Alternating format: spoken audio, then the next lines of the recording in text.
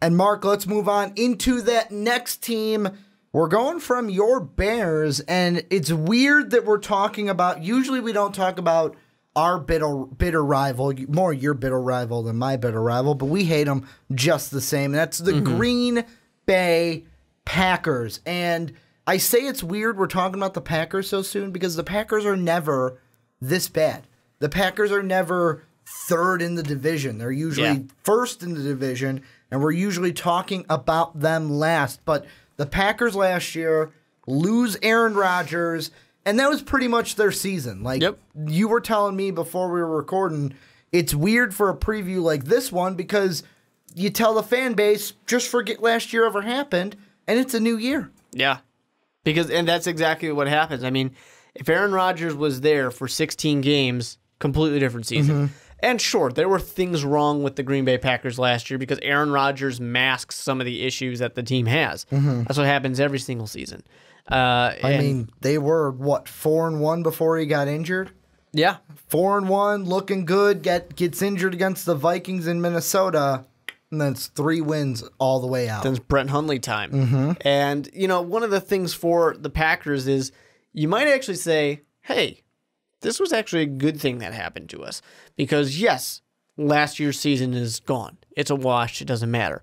But we pointed out some things that are wrong with the Green Bay Packers, and they can go out there and fix some of these issues. You want them to go and get more weapons, of course, for Aaron Rodgers, a guy like Jimmy Graham, who hopefully is going to perform closer to what he did in the Saints uniform than in the Seattle Seahawks uniform. But you did lose Jordy Nelson. That's not anything that you're, I think, excited about. But I hate to say that these are additions that I love when it comes to the Green Bay Packers, but I do love what they did getting Jair Alexander and Josh Jackson, 2 corners, back-to-back, round 1, round 2, because they're going to play Kirk Cousins. They play Stafford. They're going to play Trubisky in this new high-powered offense. They need corners. I'm just going to go down their schedule really bit, and this is just the quarterbacks they will see this year. Trubisky, Cousins, Alex Smith. I'm going to throw Josh Allen Allen because by week 4, I'm assuming he'll start. Matthew Stafford, Jimmy Garoppolo. You'll see Jared Goff, Tom Brady, Ryan Tannehill, Russell Wilson.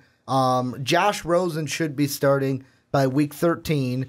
Matt Ryan, Sam Darnold, and then you'll see Stafford again. So, I mean, you play some rookies, but you play what? Three rookies? But besides that, you're playing some of the top tier quarterbacks in this league. Tom Brady, you're looking at Jared Goff, who's up and coming, Matt Ryan, who's a playoff caliber quarterback, Alex Smith, who usually is a quarterback you don't have to see because he was over in KC. Now he's in Washington, who they'll see week 3. So to me, that is something draft night I was very excited for the Packers, that they got those 2 because those are the quarterbacks that they just see in the division and throughout this entire schedule that they'll have. However, when we talked about the Bears and said, oh, this schedule's going to be tough, only expect 5 wins, because the Packers have Aaron Rodgers, I can say, oh, you have a tough schedule, you can still get 12 wins. Yeah, I mean, when you got Aaron Rodgers, every single game is winnable. I mean, all you need to do is have it be close enough for a Hail Mary, and you'll probably win that game. Lions fans, cover your ears. That's he usually just what beats the Lions with the Hail Mary. Yeah, it's just the way it works. And as someone who's a Bears fan, this year you hate it. This year it'll be to Jimmy Graham in the end zone as he just hails that hurl. Did you know Hail Jimmy Mary. Graham played basketball? Yeah, he did. We're gonna hear that a lot this year, of course, now being in the NFC North. But yeah, I mean, that's one of those things where the schedule doesn't matter how hard it is because of the Green Bay Packers. Sure, they could maybe win 9 games instead of where maybe they would win 11 because 2 of these games just went the other way or something. But I do think that the Green Bay Packers have this kind of, they had this on the decline, or they had this moment where they were on the decline, and they kind of had Aaron Rodgers get hurt. They realized that we can't do the Peyton Manning method of, well, we've got a really good quarterback. We don't need anything else. You want to go more the Tom Brady method of, we've got a really good quarterback, and have you seen the rest of our team? it's pretty damn good too. That's what you really need. And yeah, I mean, this draft with those two corners, I mean, they really hit the essentially they hit the defensive side of the ball hard, and then they also stashed away some wide receivers because Aaron Rodgers can make anybody good. And how often do you get a no-name on the Packers that suddenly becomes one of the best receivers in the NFL? I will tell you this. You know who will be one of the, and if you're a fantasy football person, go ahead, late round, snatch this guy up, or week one after he doesn't get drafted, because I bet you not many people are going to draft him, go and get Equanimeous St. Brown, because I am telling you, he will be for the wide receiver position this year. He is going to be the Alvin Kamara of this year for wide receivers. That is what I'm thinking, because a tall wide receiver out there, Aaron Rodgers is going to find him and is going to find him often, especially with this wide receiver group when everyone's keying up on Adams and keying up on Cobb and, oh, we got to key up on Gmo over here. Equanimeous St. Brown is going to, I think, earn his way into some playing time early on. He's going to have to, because he's buried in the depth chart right now. I think he's going to earn some playing time, and when he gets on that playing field, Aaron Rodgers is just going to skyrocket his value because he's just going to find him all day. I mean, 6'5". That's pretty great. And he's quick as hell, too. Yeah. He's got speed, and he's tall. It's a solid option for him. The problem he's going to have is just finding his way through the depth chart, which, you know, he should be able to do it. He should be able to make a name for himself. If he can't, you know, then, of course, why bother drafting fantasy football? Exactly. Anyways, but yeah, I mean, I agree with you in that case. He's a I think he's a don't draft him guy. You're not going to need to. No one else is going to draft him, too. You just pick him up on the waiver wire once you decide which one of the guys you don't want that you drafted. You know, for the Green Bay Packers, their hard thing this year is that they're not the team looking down on the rest of the NFC North anymore. They're the team that's looking up at the Vikings, who are all around, or looking even with the Vikings. Well, I'm going to still say they're looking up, because all around the Minnesota Vikings are a better team.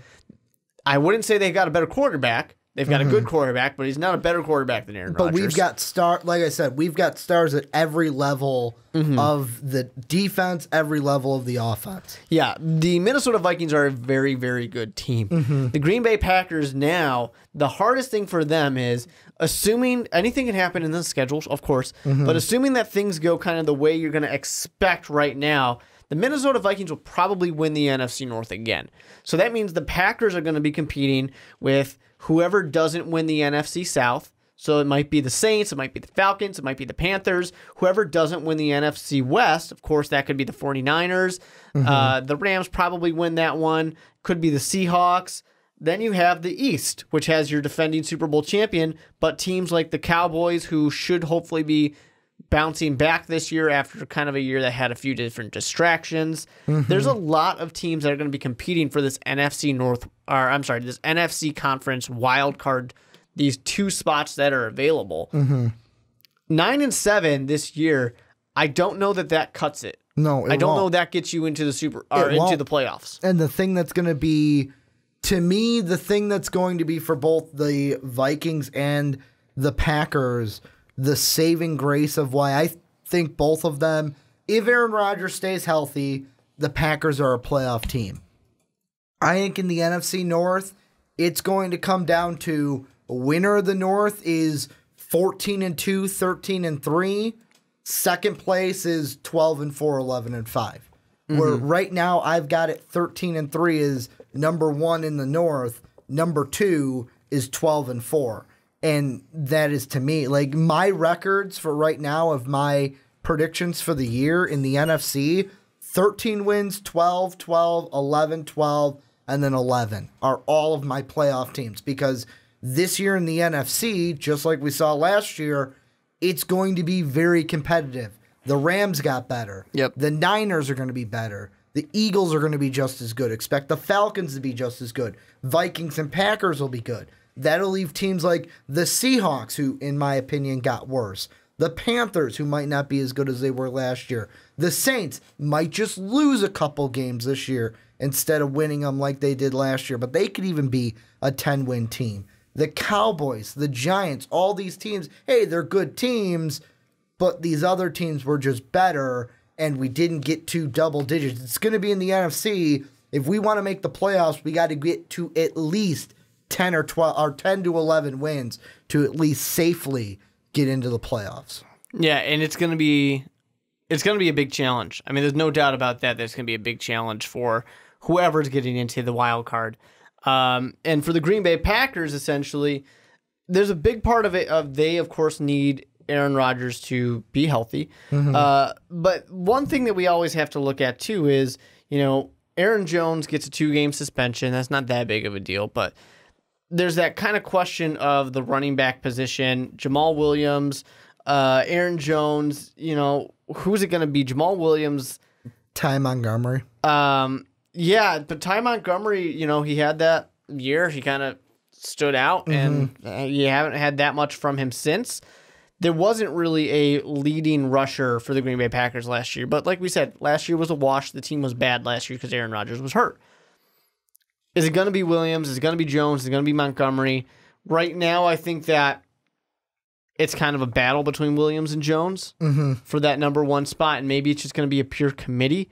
It's going to be difficult, I think, for the Green Bay Packers if they can't get an established running back to really kind of take over. They need someone to be a solid, as close to 1,000-yard rusher as they can get, because the Green Bay Packers will always play their best when they have someone to complement this passing game, and it's not just 100% on Aaron Rodgers, because when you play those better defenses, when you play a Minnesota, you're going to have to go against these teams that can actually match up against you and will say, we know you don't have a run game, so we're going to lock everybody down. We're going to make you try and run on us because we don't think you can do it. Yeah. And that's going to be a kryptonite for the Green Bay Packers if they can't get one of these guys to be that solid running back that the Green Bay Packers never seem to have. They really haven't had one since they won that Super Bowl when all of a sudden they had, it wasn't even that the whole season, it was really that the running game just took off in the playoffs. That's really what it was. Maybe I'm wrong. Maybe you can answer this for me. I haven't remembered the Packers having a dominant run game since maybe the Ryan Grant days, maybe the Ahmad Green days way back. Yeah.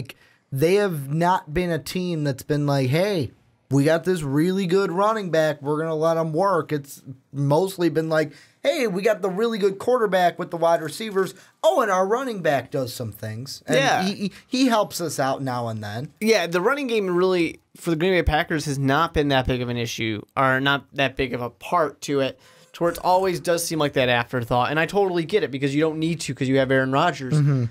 But it hurts when you don't have it. And, Eddie Lacy looked like he was going to be the next big thing, and that just didn't pan out. It's just one of those... Couldn't stay in shape. Well, he had a little bit of trouble. For the Packers, I think they kind of have to take it very seriously. They have to see, some of these teams that do get that balance. I mean, a run game was a huge part of the Philadelphia Eagles being a Super Bowl champion. The run game was a huge part to the success of the New England Patriots, and always is. They always do have solid running backs. Not the, completely show off the entire league running backs, but they always have a good running back. They don't have to go that far back into their own history to see what a good running back can do. They just can't really seem to get it right and really go and get that true running back to help them out. Instead, we see them go get a guy like Jimmy Graham to just double down on the passing game, saying, no, we think this is good enough. That's the only thing I think that can hurt the Green Bay Packers. Not that it's going to eliminate them from the playoffs, because I still think the Green Bay Packers are easily a playoff team. It's just when you get to that final stretch, you always know the Packers are going to be in competition for getting to the Super Bowl. It's just they have to get there. For some reason this year, I feel like the Packers are going to be that team that's 12-4, but you're 5th in the NFC. Where it's like, man, we got a better record than the 49ers who won the NFC West. We have a similar record to the Falcons and the Eagles who won their division. but damn, them Vikings had one more win than us, so that's why we get to sit here with the 5th seed. And they'll go to a San Fran and be like, wow, we got the better record, but we are the road team for this playoff game. When I look at the Packers' schedule, to me, I feel like the first most important game on their schedule, week number 2 at Lambeau against the Vikings, that will be the first tone setter for this season. Because if they win that game, right now I got them with a win in that game. If they win that game, I could see them starting the year off, boom, 5-0. 5-0 to start, you're 3-0 in the division. Then after that, what are you going to do? You got the Niners who are going to be tougher, yeah, but that one's at home. Then you got the Rams off of a bye week, but the Rams aren't traveling that far. They played just in the Bay Area the week before, so they're not traveling too far, coming back home to LA. Then the big thing, week 8 to week 9, you're basically going from LA all the way to New England in the matter of a week. I know they're going to come home during the week, but just that travel from LA to Green Bay, then out cross country to Foxborough, and then, you just get to play the GOAT in Tom Brady. What are they going to do? That 3-game stretch is going to be important. And then also, to me, what do you do against the Seahawks? What do you do against the Falcons? What do you do against the Vikings in Minnesota? The little just pick a game here or there, because after week 10, I think their season is fairly easy. Cardinals are a win. Jets are a win. Bears will probably be a win. Lions will probably be a win. And they'll pick up 4 wins just by falling asleep at night. Pretty much. I mean, they, like I said, when you got Aaron Rodgers, you feel really good about it.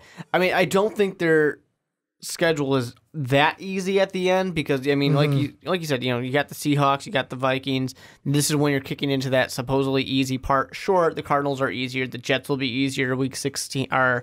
Week 16. But you're going to still play the Falcons.